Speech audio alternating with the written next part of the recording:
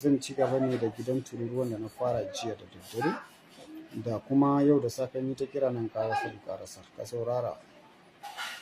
Idan kana so ka je ka yi wa mutum mugunta a gidan tururuwa, da mangariba ake zuwa. Amma na muguntan ba zan gaya ba, ko zan gaya wa waɗanda suke yi ne su san mun sani.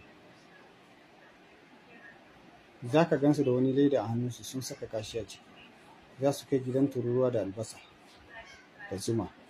Mai gida masifa ne wannan, fanka da wayan na gidan tururuwa ba za ka taɓa dawo gida mai shi wanda ka yi wa bala'i bai same shi ba zai ji ba. Amma yanda ake hada baran da ba, hanyar da zan kaje Allah zai baka shi zan gaya ma. Gidan tururuwa ƙarfe 3 na rana yana da mustajab, da sassafe kafin rana ya fito yana da mustajab, da daddare yana da mustajab. Ake cewa tururuwa suna haukata mutum, suna sa wa mutum matsala kaza kaza idan ka shiga hanyar su ba za su barka ba. Amma in baka shiga hanyar su ba abun da za su yi. Tururuwa ba abun da za su yi. Haka zalika sarkin tururuwa ba za ka kai mishi abun da ya fi so kamar siga ko kuma turare masu tsada. Shamsul Ahmad, irin su Nuru Muhammadu na Misra, Samsu Bilal da mai kadangare. Akwai mai kadangare ba wanda ake buga nan Najeriya fa, amma na asali. Akwai Bintu Sudan shi ma na asali. Akwai Zeba fari wanda bai a yi amfani da shi ba inji. Farin Zeba, mai gida farin Zeba gidan tururuwa. Idan kana shakka asiri gaskiya ne ko ƙarya ne ka gwada. Ka nema kwakwa ɗaiɗai nan da ake ci ka daka shi ya faffashe ya zamo kamar gari, sai ka zuba zaiban a ciki ka kwaɓa su ka kai gidan tururuwa ka roƙi Allah. Gabar za ka tsaya ka kalli gabar ne ka yi addu'an da za ka yi, sai ka zuba musu kuɗi. Kwana 3 mai gida, idan bai yi ba ka kira ni. Zaiban da ka siya ko miliyan nawa ne zan yi da ma kuɗi, saboda na san kayi zai ko nawa kace Allah ya baka zai aiko ma wanda yake da shi ne, ko kuma ya aiko ma aikin da in kai za ka samu wannan adadin.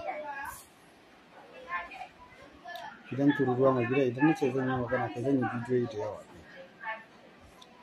Mace in jini yana zuwa miki baya yankewa kwata-kwata, yana zuwa ne kawai baya yankewa sai ya baki wahala, ko kuma period ya zo yana baki wahala, ki yebo kasan gidan tururuwa kawai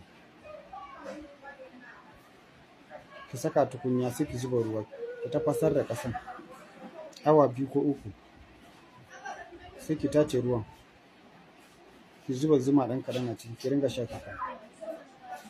Duk ƙarfin jini zai tsaya, zai wanke mahaifa. Hatta in ba a samun ƙaruwa in kika sha Allah zai iya baki ƙaruwa, saboda yana wanke mahaifa, yana gyara mahaifa sosai. Mai gida, kasan gidan tururuwa da hanjin kaza, kowane kalan kaza, hanjin kaza da kasan gidan tururuwa ka san amfanin shi in ka kwaɓa.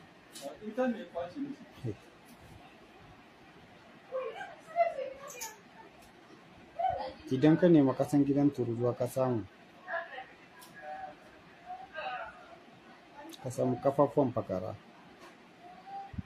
fakara iya farcen kawai na fakara duka biyu ka kona ka kwaɓa da kasan gidan tururuwa kaɗan fa, ko rabin cokali.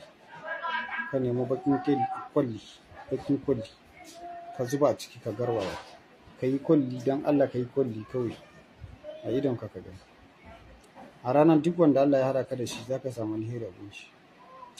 Kasan gidan tururuwa da akwai zakara. In zakara ya rika yana da wani farce yana fitowa, wannan farcen ne za ka yanka guda 2 ka kona ka haɗa da ƙasan gidan tururuwa. Mai gida ka sa ruwa ka yi wanka ka gani.